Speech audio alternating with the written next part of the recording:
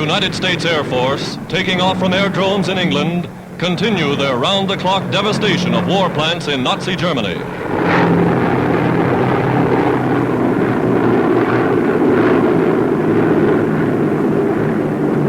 In broad daylight, mighty squadrons roar across the North Sea. Over Hamburg, Germany's principal seaport and #1 war center, tons of bombs rain from the skies.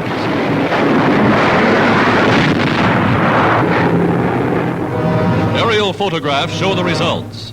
7 square miles of Hamburg's war industries, docks, military installations, flattened and in ruins. Water mains, gas and electric plants destroyed. Hamburg, as a war center, a base for submarines, is virtually wiped off the map.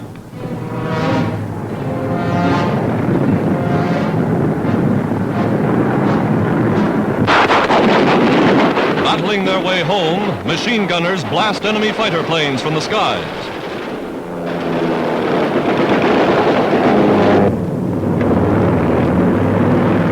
The return of the squadrons. Jagged, gaping holes in many a bomber testify to the intensity of the futile Nazi defense.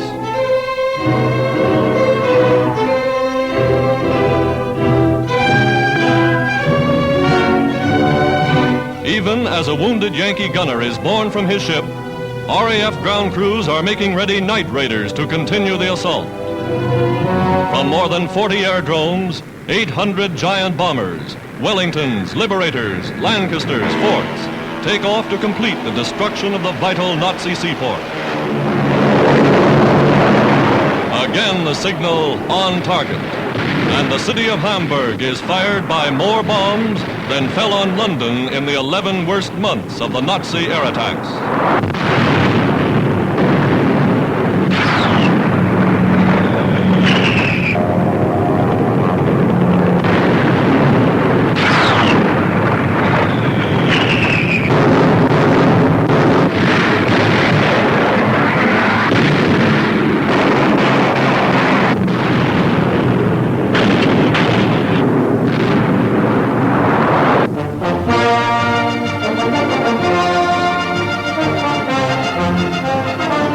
Ready for launching, the new U.S. aircraft carrier Wasp. Among those invited to attend the ceremony are sons of naval officers who went down fighting with the old Wasp off Guadalcanal. And the sponsor almost misses the boat. Now it's official, and the 7th warship in the history of the United States to bear the name Wasp slides down the ways to join the fleet. America's newest flat top will soon be in action against the Axis.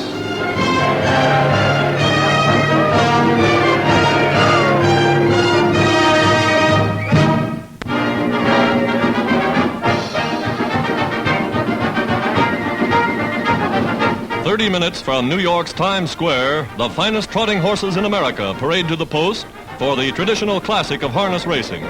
The Hamiltonian, it's called. A fast-moving, high-stepping contest worth thousands of dollars to the winner. Most of the drivers are more than 60 years of age and veterans at this sort of racing.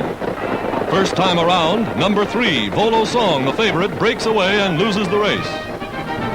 But it takes 2 out of 3 victories to decide the winner. And now the favorite is back in the running.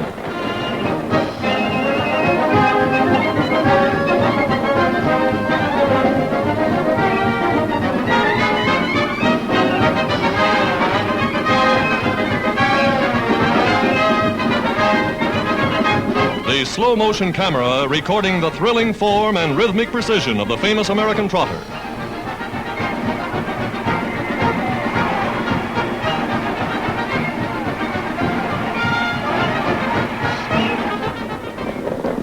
And here's the finish of the deciding race. The crowd roars as Volo Song steps out in front. For 70-year-old Ben White at the reins, it's his 4th victory, the only 4-time winner of America's greatest trotting classic.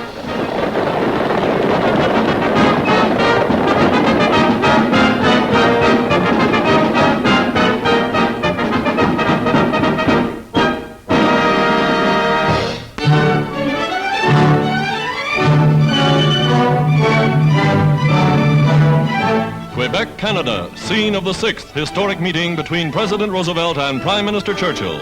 With them, the Dominion Premier and highest-ranking British and American staff officers.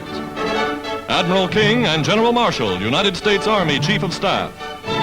The United Nations war leaders have said their decisions would become known on the battlefields in future action against the Axis. Significant is the arrival of China's Foreign Secretary, Dr. T.V. Soong, who comes to the conference table representing Generalissimo Chiang Kai-shek. Premier King welcomes the Chinese envoy to Canada. Even as Britain's Prime Minister and President Roosevelt warn the Axis to surrender now, the High Command announces new offensives on all fronts. Names Lord Louis Mountbatten at left, Supreme Allied Commander in Southeast Asia. Britain's Air Marshal Sir Charles Portal and American Air Chief General Henry Arnold at left declare that new day and night air assaults on Berlin are already in progress. Plans for bringing effective aid to China. Plans for decisive blows that will end the war in the East.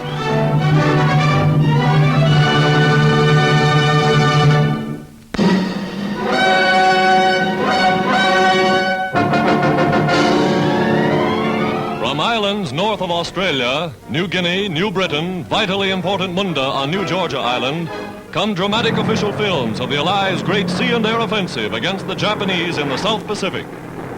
Planes over Kahili sight and bomb a Japanese cruiser.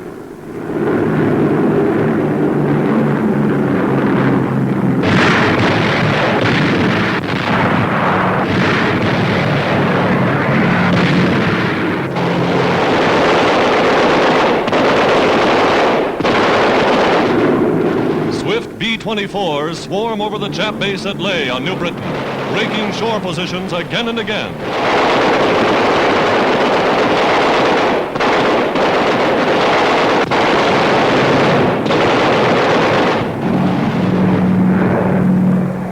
Enemy landing barges bringing reinforcements are machine gunned out of the water.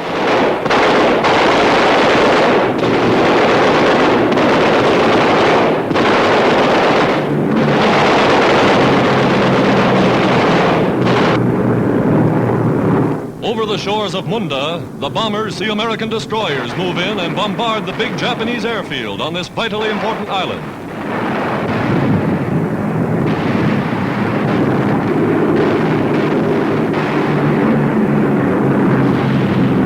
The smoking shoreline reveals the effects of the naval bombardment.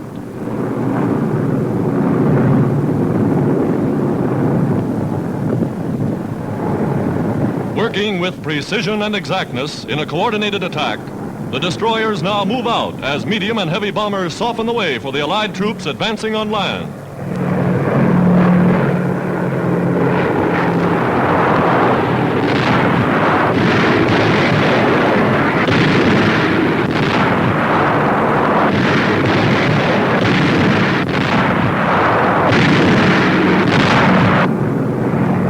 Giant bomber unloading a never-ending cargo of death upon the enemy. Perhaps this is what President Roosevelt and Prime Minister Churchill meant when they said decisions reached at the Quebec Conference would have a far-reaching effect in the war against Japan. Here is Allied air power, already smashing the outlying defenses of the Japanese Empire.